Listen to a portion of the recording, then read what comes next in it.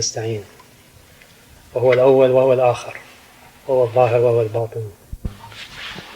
At the end of last week's discussions, I tried to give a survey of the overall structure and system that is behind the great insights that were brought to the deen and to the path by the Shaykh al-Akbar ibn Arabi.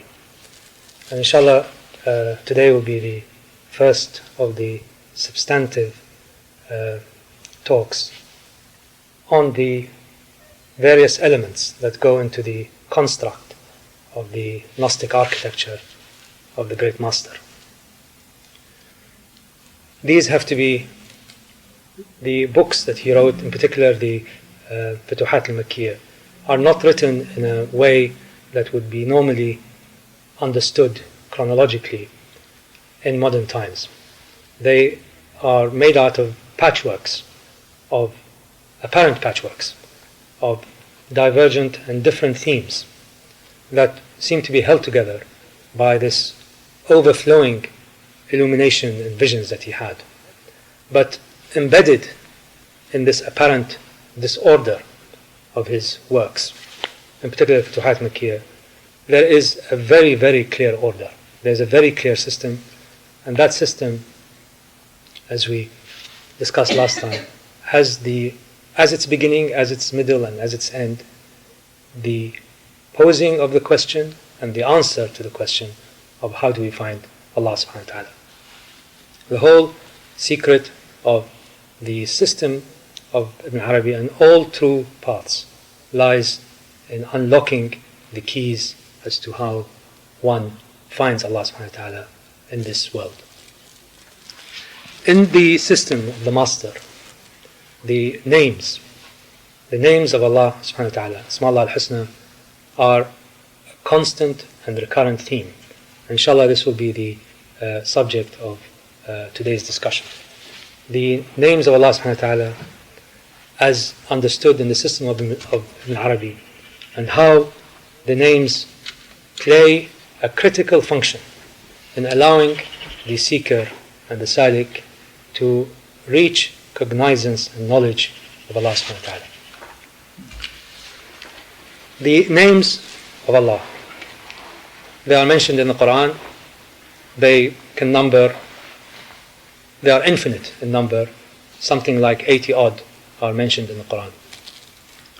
In the system of the master, they are the connecting thread between the haqq, reality, which is unknown. It is only known to itself. Only Allah knows Allah, and created beings. They are the necessary link, the necessary relationship that allows the object of knowledge to be linked to the known. It is the thread by which everything in creation, every engendered existence, every creative, the object of every creative act of Allah subhanahu wa ta'ala can recognize the unity and unicity of Allah subhanahu wa ta'ala in Tawheed. The names are not entities in and of themselves. They are relationships.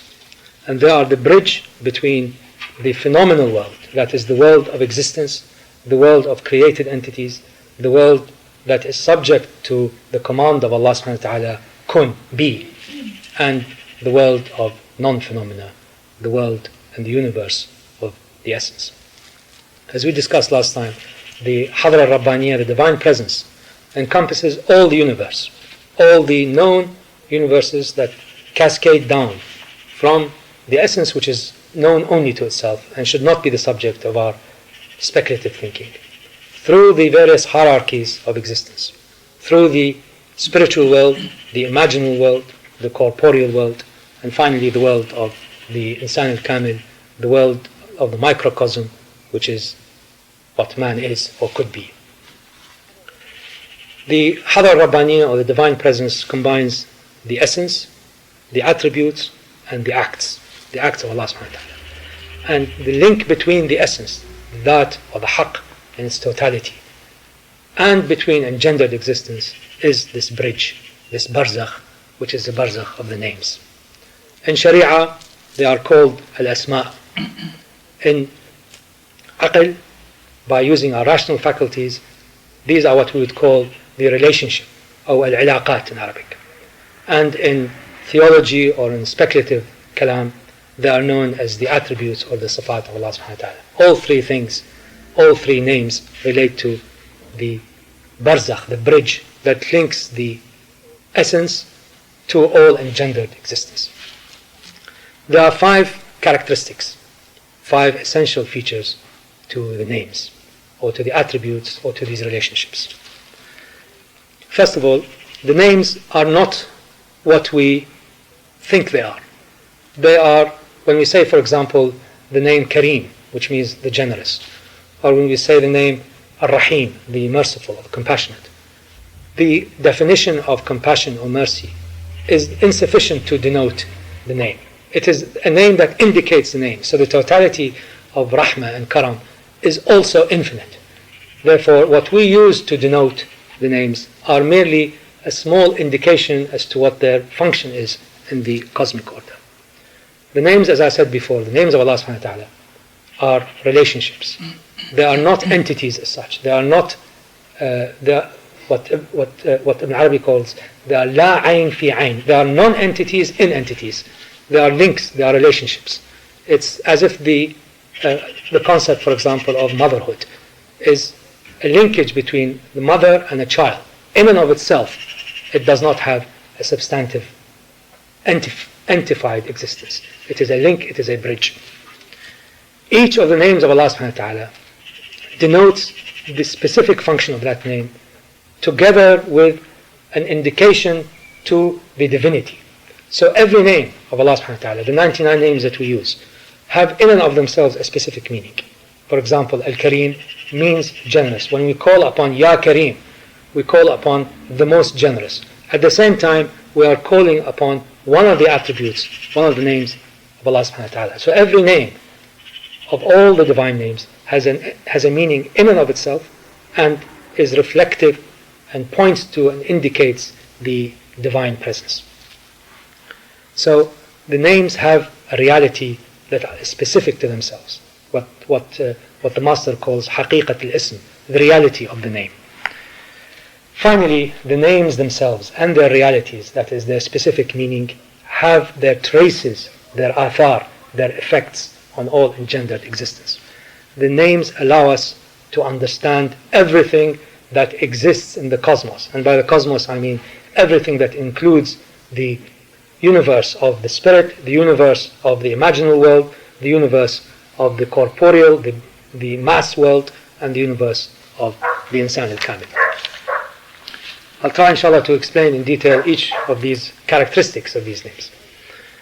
The divine names are those that are revealed in the revelation. So when we say that the names that we know of are those names that Allah calls Himself by in the Quran, and it is a name that has two features, the specific feature as I said, and the general feature that points to the divinity. So a name has an outward form, which is its surah, and has an inward form, which is its true meaning. The outward form reflects the entire breadth, the nafs of the merciful. So when we say that the creation is the effulgence of the breath of the merciful, the nafs al-Rahman, it is the name of the outward form of creation is due to the mercy of Allah subhanahu wa ta'ala and His effulgence. The Quran refers to that. There are ayahs in the Quran that indicate that this is one of the functions of the names. Allah in the Quran says, call upon Allah or the Rahman. So the Rahman is an indicator to Allah subhanahu wa ta'ala, and therefore Rahman, the mercy of creation, the mercy which brings existence things out of their non-entification into their recognition and finally into a state of potential knowledge, is the breath of the merciful. As I said before, the names in and of themselves are not existent entities. They indicate relationships. Whenever Allah tells us in the Quran that He is the creator, the name Al-Khaliq, which is the creator, indicates him, it also indicates the process by which the cosmos came into being. When Allah mentions or says in the Quran that He's the Bari, that He's the author, He's the writer of creation, it indicates that creation has an authorship to it, has a certain pre-structured, pre-formed plan in the knowledge of Allah subhanahu wa ta'ala, as well as indicating the divinity. Again, when we say that Allah as the Sani', as the maker, it refers to that. Allah as the Mun'im, the benefactor. Allah as the guide, the Hadi. It has this dual function, the function of pointing to the specific act by which Allah commands creation into being and organizes it according to a certain level, according to a certain martaba. We'll come to that inshallah later. And the divinity itself. Each level of creation, each martaba, has a reality of its own, has a haqiqah of its own, and therefore a specific relationship to the name Jami', the name Allah. So in the system of the master, when we use, or when he talks about a specific name, it not only contains in and of itself the purpose or the function or the meaning of that name, it also indicates to the way in which Allah subhanahu wa ta'ala utilizes that name in order to create levels and martabas or degrees of creation. So the names allow us to denote the essence and at the same time to recognize the intelligible features, the intelligible qualities of the effects of that name.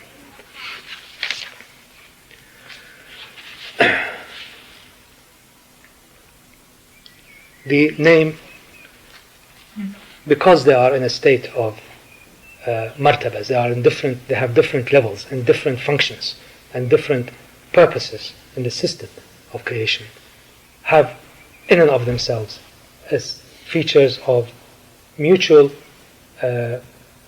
incompatibility. For example, Al-Hayy, the name Hayy, the alive, in its specific meaning, not in its general meaning. Its general meaning, it points to Allah subhanahu wa ta'ala, but in its specific meaning, does not have in our own intelligence or in the functions of the various gradations of creation the same meaning as, for example, Al-Qadir, which is the powerful. So in and of themselves, our mind understands that the Hayy is not the same as Al-Qadir. Allah acting on us as the source of life has a different specific meaning and function than the word Al-Qadir, or the powerful. That is also, as we go up the level of the universes that constitute the system of the Great Master, that constitute the divine presence, the Hadar Rabbaniyah, each one has its own specific slot, and each one has its own specific order, and that order and that control which it has does not go into conflict with another. Each one has its own sphere, although spheres come under the control of other spheres. I'll come to that inshallah later. They appear to be many in our eyes. The actions of Allah subhanahu wa ta'ala are infinite. The names of Allah subhanahu wa ta'ala are infinite. But in the eyes of haqiqah, when seen in the eyes of haqiqah, they all point to one. So the reality of the names. Arabi says that every existent entity and every entity that exists in the knowledge of Allah subhanahu wa ta'ala but has not yet been brought into entification, has not been brought into the phenomenal world, is under the command of a certain name. So names have a function in the structure of creation. They give it root, they give us support to it, and they allow it also to reflect that particular the acts and functions associated with that name. So the names are the root, the support system of all created entities. They are the systems by which entities can relate to the name al-Jami', to the name of Allah subhanahu wa ta'ala. So haqiqat al-asma, the reality of these names, has a support and has a masnad, has a root meaning, and has a support in terms of its function as supporting that entity in its relationship to creation. All of this, of course, reaches back to the Ism al-Jami', reaches back to the divine effulgence, which comes from a singularity, a singular point. And by having each created entity supported by a specific name, and that name having a certain function in the order of creation, it allows for the individuation of things. That is, a human being can only be a human being. An entity that has been created cannot be confused with the creator. A tree is a tree, it is not a cat. The planet Mars is not the same as the Archangel Gabriel, and so on. Each element in the universe that allows for its individuation, that allows for its independent existence, apparent independent existence, has as its support a name, has as its support one of the acts of Allah subhanahu wa ta'ala, one of the attributes of Allah subhanahu wa ta'ala, and one of the relationships of Allah subhanahu wa ta'ala that allows it to be linked to the true reality, to the one reality. And the effects of these names, the athar of these names on created entities allows them to behave and move in certain ways. They are the only ways, Ibn Arabi says, the only mechanisms by which the phenomenal world, that is the world of the cosmos, can possibly understand and reach knowledge of Allah subhanahu wa ta'ala. Without this interrelationship, without the mechanism of that relationship, that knowledge is not possible. It's as if a child cannot understand his mother unless motherhood is in between. If motherhood as a totality of the relationship between mother and child does not exist, then that relationship cannot exist. So a mother needs motherhood to be exercised on a child, and a child needs motherhood in order to exercise his dependency on the mother. So the names seen in that light allow us, I think, to understand how all entified existence that is created and that is in the knowledge of Allah subhanahu wa ta'ala can understand the Creator, can understand Allah subhanahu wa ta'ala through these relationships. And the effects of the names, the athar of the names on the cosmos are everything that is in phenomenal existence. And the purpose of all of that, of all of this, is through the names we return back to Allah subhanahu wa ta'ala. And it is through the names also that we recognize Allah in His absolute divinity, His absolute tawheed, and ma siwa Allah, what is not Allah.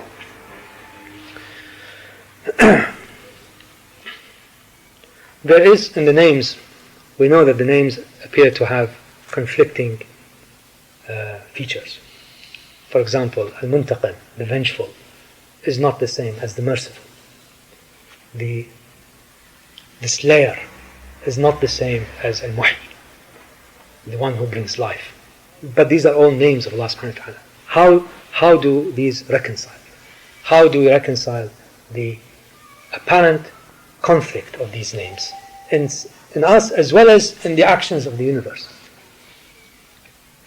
The names, these are all manifestations of the attributes of Allah subhanahu wa ta'ala. There's a certain courtesy attached to these names. Allah calls us in the Quran to call Him upon the names that exist in the Quran, and we should only limit ourselves to that. There has been some dispute, as I referred to last time, as whether we can use names that are associated with Allah subhanahu wa ta'ala, like Al-Nasr, for example, that are not really quoted in the Quran and are not called in the Quran as one of Allah's names. The إِذَا جَاءَ نَصْرُ اللَّهِ وَالْفَتْحُ. Nasr, therefore, the bringer of victory, is certainly one of the acts of Allah subhanahu wa ta'ala. But the name Nasr in and of itself does not exist in the Quran. So there is a certain courtesy that is called upon us, and this is where the shara' comes in, which is where the scale, the mizan, by which we are allowed to differentiate and discriminate comes in. And here, the courtesy, the proper adab, is to attribute the names that Allah uses in the Quran to indicate Himself as the names that are appropriate for our usage. Take, for example, miserliness or bukhul. There's no doubt that the bukhul, since all is Allah, that particular feature of miserliness may be attributed to Allah subhanahu wa ta'ala. But this looked at in a very narrow way. Bukhul or miserliness is a reflection also of a state of contraction. It's a state of qabd. So the name Al-Qabid, the name that indicates Allah as the creator of a state of construction for our own benefit, encompasses miserliness. But miserliness does not encompass qabd. So the proper courtesy is not to use terms that are related to the kainat, related to existent entities, as being those attributable to Allah subhanahu wa ta'ala, but rather to use the names that are within the bounds of Sharia, because they are encompassed by it. So there is a definite way in which we approach these names, and there's a definite way in which we should scale these names. We cannot attribute to Allah names which He does not attribute to Himself in the Quran. At the same time, there are certain names and attributes that are associated with secondary causes rather than with primary cause. And these are peculiarly those that are within our own realm, and therefore should not be confused with the names of Allah subhanahu wa ta'ala. So not everything in the existent entities, in the entified things, can be directed to a particular indication to the real. It can be directed to a name. As I said, miserliness, bukhul, comes subsumed under the name of al-qabid. But al-qabid indicates Allah subhanahu wa ta'ala, not miserliness. This, I think, goes a long way to trying to understand how names, or if all is Allah, and all actions are under the command of the divine names and the divine attributes, how apparently contradictory things can exist. And this is one way of approaching a problem that has stumped many people. And it is the right haqiqi way of looking at it. There are secondary causes, and the effects of these secondary causes are due to us. They're not due to the act of Allah subhanahu wa ta'ala. The act of Allah subhanahu wa ta'ala goes through a name, and that name is the overarching domain under which these things happen.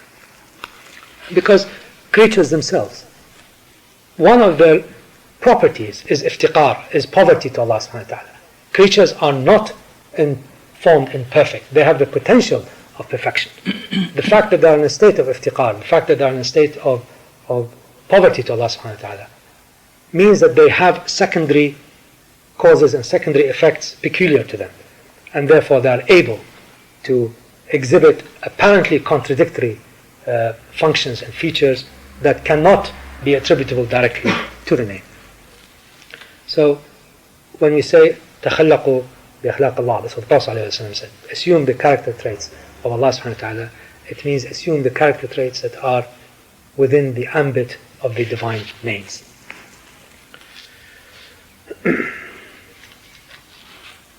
Ibn Arabi also in his many times refutes the apparent notion that everything, we should not look at the natural world, natural order as it exists, but move directly to the causer of all causes, the musabbib al-asbab. He says that one of the infinite mercies of Allah subhanahu wa ta'ala is for us to see the causes, but relate these causes to the causer of causes. It is not that we ignore that Allah subhanahu wa ta'ala is the cause of all events, but His actions pass through certain secondary and tertiary and infinite channels as we go down the order of creation. So recognizing, respecting and understanding the natural order and natural laws through recognizing the way in which the divine names act upon creation is a feature of true insight and true inner knowledge. Otherwise, we will end up skipping the whole significance of the divine names and divine attributes as a mechanism and bridge to Allah subhanahu wa ta'ala. Similarly, if we ignore the names and concentrate on just the secondary actions, we end up worshipping the secondary acts themselves. It is not that the science of tasawwuf, ilm al-tasawwuf, or the inner knowledge that comes from recognizing the way in which creation manifests itself through attributes is somehow unscientific or it is irrational. On the contrary, it is supremely rational and supremely based on true knowledge. And that knowledge is to recognize the relationship between the cause and effect passes through certain gradations and degrees, and is not necessarily linked directly to the real. The real operates through various levels and various stages as part of the rahmah of creation. The names are also veils, merciful veils that stand between us and the essence. No one knows Allah but Allah. It is only through the names that we begin to recognize the Ism al-Jami', the name that combines the gathering names. And the whole purpose of the path is to go up the hierarchy of names, the maratib of the names, to come closer and closer to the names that combine the divinity of Allah subhanahu wa ta'ala, and that brings us to a higher level within the divine presence. I talked about the various levels and martabas, as we say in Arabic, and these are really another feature of the names within the system of the Great Master. The names can have been categorized in many ways. I've seen them categorized in 5 ways or 6 ways. Names that indicate power, names that indicate the wrath of Allah subhanahu wa ta'ala, the power, Jamal, Jalal, and so on. Ibn Arabi does not use these categories. He says there are basically 2 types of names. Names that are those of divinity, of Uluhiyya, and names that are outside of the realm of divinity. Uluhiyya or divinity are the names that Allah does not share with others. For example, Al-Ahad, the One. For example, Al-Ghani, the munificent, or the bestower of all gifts, Al-Wahhab. These names are those that relate to the divinity. They do not relate to man. They do not. Al-Ahad cannot be a feature or a name or an attribute that we can aspire to. Neither can the Samad, the everlasting, or the Awwal or the Akhir, or the Zahir or the Batin. These are names that indicate the divinity, the Uluhiyya of Allah subhanahu wa ta'ala. The names that are not those, the names that relate to the acts of Allah subhanahu wa ta'ala, the names, as I said, of generosity, for example, the names of mercy, the names of repentance, Ghafur, the names of Karam, the names of all of these are acts of Allah subhanahu wa ta'ala that true Gnostics can aspire to have them overwhelm their being.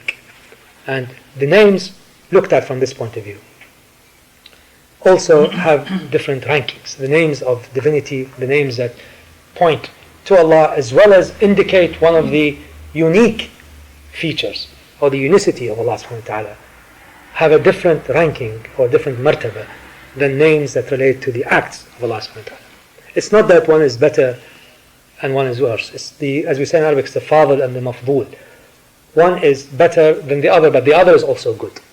It is the rankings of names according to their proximity to the unicity of Allah subhanahu wa ta'ala, and rankings of names as they relate to the power and actions of Allah subhanahu wa ta'ala.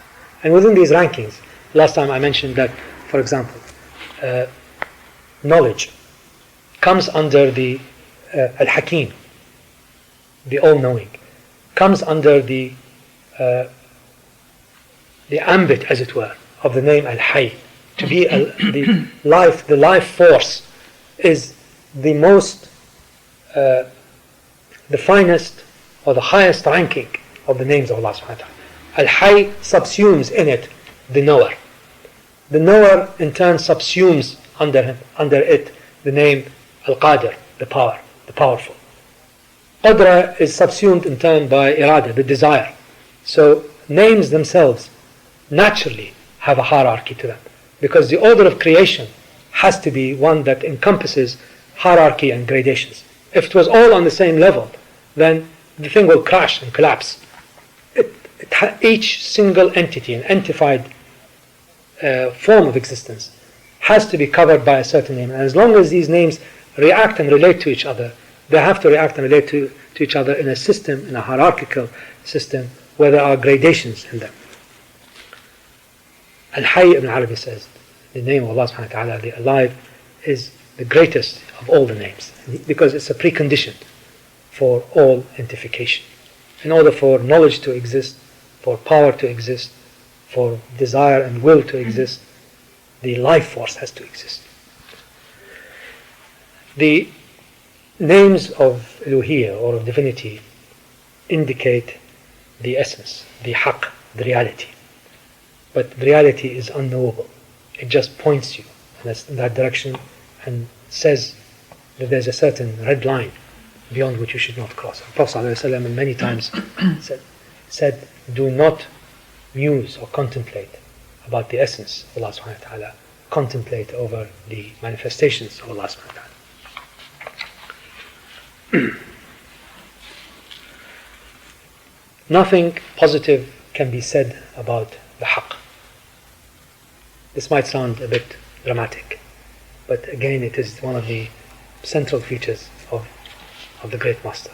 The essence cannot be known in any positive way. All we can do is negate it. We can say it is not this. That's why we start with our shahada by La ilaha illallah. The essence cannot be known. It can only be negated. That the haqq can only be approached through negation. But only approached. Everything else, including divinity, can be understood at the level of the names. The names allow us to reach the ism al-jami' Allah subhanahu wa ta'ala.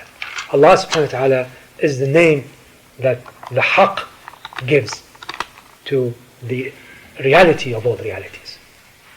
It's a level, as it were, of the haqq, of the real. And that's why we come across many times the word haqq. And many people have asked me, why do we use the word haqq rather than Allah subhanahu wa ta'ala, or the word Allah subhanahu wa ta'ala? And that is the reason, is that reality, the essence, is unknowable. It allows itself to be approached through the ism al-jami', through the name of Allah subhanahu wa ta'ala. And Allah subhanahu wa ta'ala, again, allows us to reach Him through the divine names and divine manifestations. The names of Allah subhanahu wa ta'ala demand that there is a cosmos. The names have to act on something. They are the effulgence of the real. If they are the way in which the real, through the ism al-jami', exhibits its mercy, then there must be an object to receive that mercy. In one of the songs or the qasidas that we read, it's Jannat al-Firdausi tahtaju ilayna. The paradise requires occupants. Otherwise, it will not be a paradise. The same thing with regards to Asma Allah al-Husna. They have to have a stage upon which to act, and that stage is all cosmos, is all of the created and entified and phenomenal things. Their creation, the act of their creation, allows the names, through the names, to be recognized. So Allah subhanahu wa ta'ala, in the mercy of creation, allows us to understand and allows us to assume knowledge of Him, or to approach knowledge of Him through the divine names. And we, and when I say we, I mean all engendered existence, is the locus where these names manifest themselves.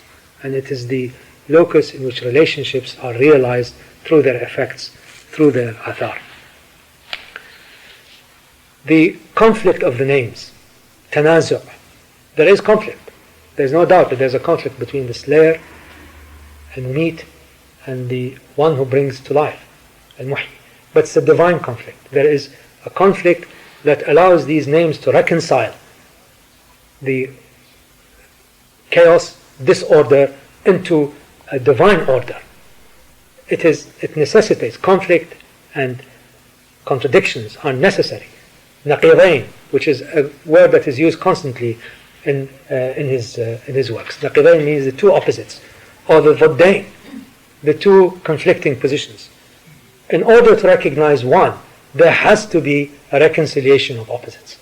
And the action of the names in the form of order, disorder, chaos, form, outer, inner, these all allow us, by their interaction, to recognize Tawheed and to recognize unicity.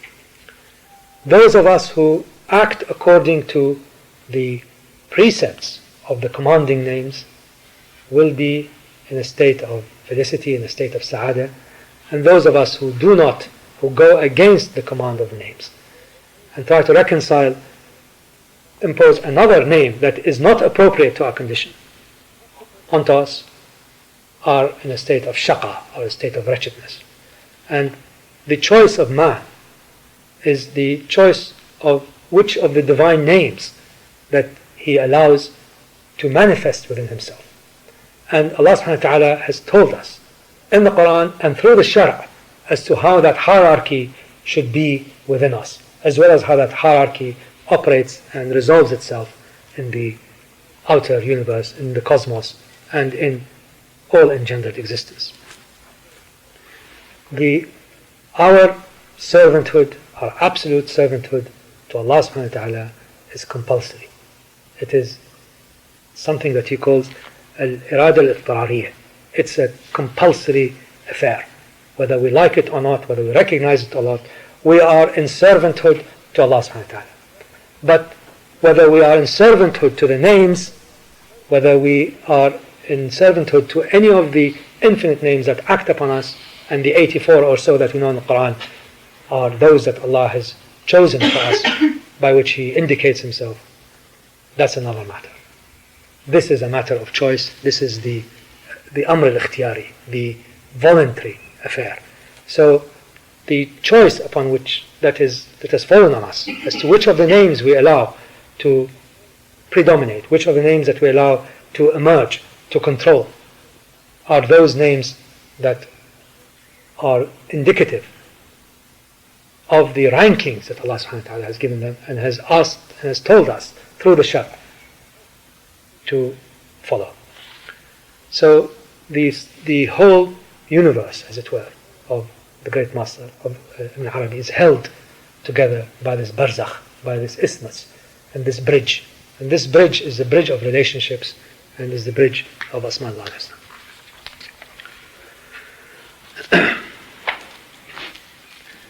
He does not dwell on the essence. He follows his own commands and his own structures to do not discuss the essence. But he discusses Iluhiyya, which is divinity.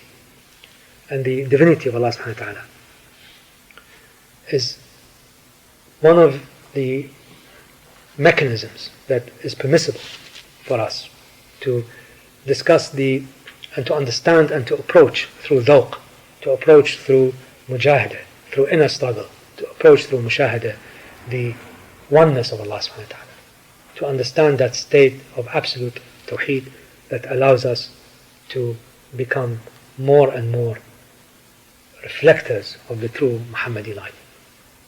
He spends a considerable amount of his works many times discussing the names of Iluhiyya, the names such as Al-Ahad, the One, Al-Samad, the Eternal, Al-Awwal, Al-Akhir, and how those who have reached greater and greater inner sight are able to pass away from or through the hierarchy of names that reflect the acts that are easier for us to understand and to comprehend, and to move more towards the names that indicate Iluhiyya, and thereby become more and more unified in a state of true unicity. All of his system, all of the way that he chooses to discuss the names, how he categorizes them, how he uses them as an integral part of the system, every one of them, every one of his positions is rooted in a Quranic ayah, is rooted in a hadith of the Prophet ﷺ, and is rooted in a very deep understanding and knowledge of both the inner and the outer aspects of the Shara and of the Quran. There are several ayahs which I'd like you to hear that he uses to reflect that. For example, Surah Fatir, which is Surah 35, Ayah 15. Bismillah ar-Rahman ar-Rahim. Ya ayyuhan nas, antum al-fuqara ila Allah, wallahu huwa al-ghani al-hamid. O people, you are those who are in poverty to Allah subhanahu wa ta'ala. And Allah is the praiseworthy and the wealthy, al-ghani. That means that whatever we do, we are in need of Allah subhanahu wa ta'ala. Wherever state that we reach, we are in a state of faqr. We cannot aspire to the totality of perfection that the Al-Haq uses the name Allah subhanahu wa ta'ala as the Ism al-Jami'. We cannot assume that through our mujahadah and mushahadah we will be in anything but a state of impoverishment to Allah subhanahu wa ta'ala. which brings us to a point that Arabi frequently talks about, which is tanzih and tashbih, the incomparability of Allah subhanahu wa ta'ala and the similarity of Allah subhanahu wa ta'ala. And he says incomparability is a feature of the haqq, feature of the essence. The essence is incomparable, therefore it's munazzah. Al-asma are something that we can relate to, and therefore we are in a state of tashbih to them, or similarity to them. This apparent contradiction is reconciled in my mind extremely, not just in a correct and exact and a very satisfying way by the great master. It is the tanzih, the absolute incomparability of the haqq that is a state of absolute transcendence. The attributes of Allah subhanahu wa ta'ala and the names of Allah subhanahu wa ta'ala are the mechanisms by which Allah subhanahu wa ta'ala wants us to reach the divine presence, and therefore they must be related to us. They must be somehow, they must be within our own spiritual ambit to reach. And he uses the surah from, the ayah from Surah Ash-Shura, that's Surah 42, ayah 11, to justify this way of thinking. Bismillah ar-Rahman ar-Rahim. لَيْسَ كَمَثَلْهُ شَيْءٌ وَهُوَ السَّمِيعُ الْبَصِيرُ. Nothing is comparable to Allah subhanahu wa ta'ala. Allah says in the Quran, and He is the hearer, the all-hearer, and the all-seeing. We can relate to all-hearer and all-seeing. It's an attribute that we can relate to at the physical level as well as at the spiritual level. But at the same time, Allah subhanahu wa ta'ala points out to us that there is nothing that is approachable to Him. So the tanzih, the transcendence of Allah subhanahu wa ta'ala relates to the haqq, the reality of existence. The similarity relates to the names. The issue of the tartib, or the rankings of the names, he uses Surah Ghafir, which is Surah 40, Ayah 15. Bismillah ar-Rahman ar-Rahim. رفيع الدرجات ذو العرش يلقي الروح من أمري على من يشاء من عباده. He is the raiser of ranks, Allah says in the Quran. Seated on His throne, giving the life force or the spirit from His command to all those whom He chooses, all those whom He wishes from His bondsmen. So Allah subhanahu wa ta'ala refers to Himself as the creator of hierarchy, رافع الدرجات. With respect to the incomparability and the transcendence of the essence of Allah subhanahu wa ta'ala, he quotes Surah Al-Imran, that's Surah 3, Ayah 28, وَيَحْذَرَكُمُ اللَّهُ نَفْسُهُ. Allah warns you about Himself. Do not discuss His essence. Then again, the iftiqar, the impoverishment of all creation, of all engendered existence, of all that is in the knowledge of Allah subhanahu wa ta'ala, to Allah subhanahu wa ta'ala, is confirmed by Surah Fatir, which I mentioned, and Surah Al-Imran, Surah 3, Ayah 97, وَمَنْ كَفَرَ فَإِنَّ اللَّهَ غَنِيٌّ عَنِ الْعَالَمِينَ. And those who willfully cover this knowledge, or in common parlance they blaspheme, Allah is independent of all the worlds. Alhamdulillah Rabbil Alameen. I will end my talk today. Tradition is that there are 99 names, but it doesn't say, to my knowledge, in the Quran 99 names. There are 84 names, Mullah. But there are more. We've counted them. See, it depends whether you choose one of the verbs, one of the acts as a name or not. But the names of Allah subhanahu wa ta'ala, for example, in قُلْ هُوَ اللَّهُ أَحَدٌ اللَّهُ الصَّمَدُ, these are specific names. The names that appear in Surah Al-Hashr, these are also specific names. If you take all these specific names, there are about 80 odd. There are names that Allah refers to as actions, like Nasr, like Mu'een, like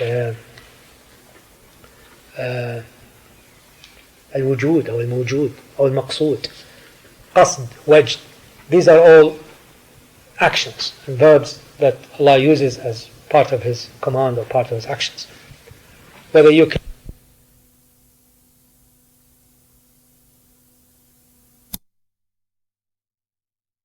hadith that there are 99 names of Allah subhanahu wa ta'ala. But specifically in the Quran as nouns, as fa'il, there's only, I believe, 80 odd one. Is that correct? And if you want to get to 99, because Prophet ﷺ said we should use 99, then I think there's this usual litany of names that we have. But the names are really uncountable, because going back to the root and support, the asl and the send of everything is based on a name, because a name is a relationship. So everything that exists or can exist or may exist, depending on Allah's mercy, that has to have a name attached to it, because that is the relationship by which that entity relates to Allah subhanahu wa ta'ala. So the names that we have are the names that we are obliged to limit ourselves to. Whether you can take actions as names, I know that Shaykh Fadhlalla does, and one of the dhikr that has given me includes an action. I've asked him that question. And as long as it's within the actions of Allah subhanahu wa ta'ala, within the Quran, then it's permitted according to certain fiqh. Correct? Yes. So you can stretch it to 99 or 120. I know people have gone up to 100. But this 99, this figure 99, if you look into the writings of Imam Ali or the early Imams, it proves evident to me that it's more of a symbolic. Maybe it stands for an infinite number, like 7 or 17. Or if not that, those 99 names represent names in which all the other names that we may find resonance or du'as mashrul, or these du'as, these are not nasir or mannan and dayyan, should not appear in the riwayah. But they can be generated through secondary means from the Quran. But you can't use names that cannot be generated through secondary means. But we may use them in, if they don't have a verb attached to them in the Quran, they cannot and should not be used. But Mu'een is in the Quran. May I ask the second question? Bismillah. Does Ibn Arabi talk about, in using the names to call upon Allah, does he talk at any length about, we know the most obvious, calling upon that quality which you are seeking to engender in your life more. But I have come across, for example, in the translation of one of Ibn Ata'Allah's works, Miftah al-Falah, which is translated with Key to Salvation, he goes through almost about 40 odd names about their efficacy for the novice or for the highly developed adept. And he says that, for example, he will address certain names and say, this is not for novices. This is the name for adepts. Or this is a good name that is good for novices because it does this, blah, blah, blah. And this remedies this spiritual disease, etc.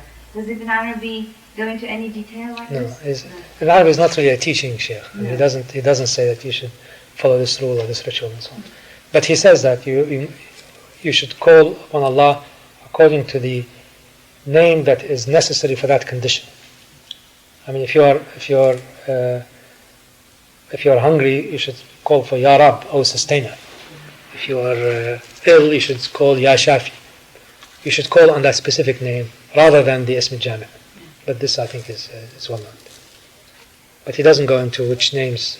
He does later on talk about the relationships of manazil, the landings of various people to particular names. But that doesn't. There isn't really a system by which a person reading Futuhat al-Makkiyah can learn, as it were, a self-taught system of inner development. He's not a teaching sheikh in that way, from that perspective.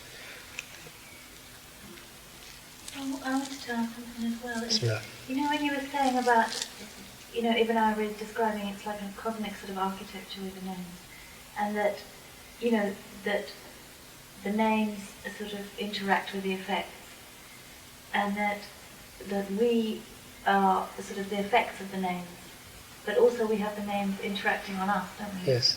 So it's like lots and lots of different, infinite number of relationships as well. Yes. Is that the question? Yes. That is the system, and it's a system that is anchored in the Quran. So it's not something that is logically constructed by him. It's constructed by him as a result of kashf. And if you believe that he had these unveilings, as I do, there's no other way in which a person it's self-evident to me, then what you say is correct. That is the purpose and the function of all these names. But the names, because they have hierarchy and they have degrees of influence, have their effects in unique ways on unique things. Each entity, including human beings, has this mix of names operating in different degrees and different forms. And part of our responsibility as human beings is to get the rankings right. And the rankings are those according to the Shara. That's the scale that allows us to grade these things. And we can't go around saying, I'm now acting as al-muntaqim and hit people left, right and center. There's a certain courtesy and a certain form and order that applies to human beings. And human beings are governed by knowledge of that, as well as by a very firm and formal law that allows us to weigh all of these things. And it is through the law, that we are able to rank and grade. He also, inshallah, we'll talk about that later, but the shara' in him, in his whole system, is a critical element in understanding the relativity of things.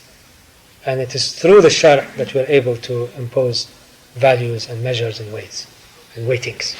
And these weightings are those of the prophetic path, because the microcosm of the insan al-kamil, that is the totality of the Muhammadi light in the Prophet Muhammad sallallahu alaihi wasallam, allows us to understand how to rank these things. So prophecy, nubuwwah, and the person of the Prophet sallallahu alaihi wasallam is an integral part of this whole system of creation. Because without it, we don't know which one to put and how to. We can't just use our inner kashf and say, I'm going to put this on top of that. There's a certain courtesy and a certain order, and that order is created by the example and the conduct of the Prophet ﷺ, together with the great awliyas of bygone days as well as of our time.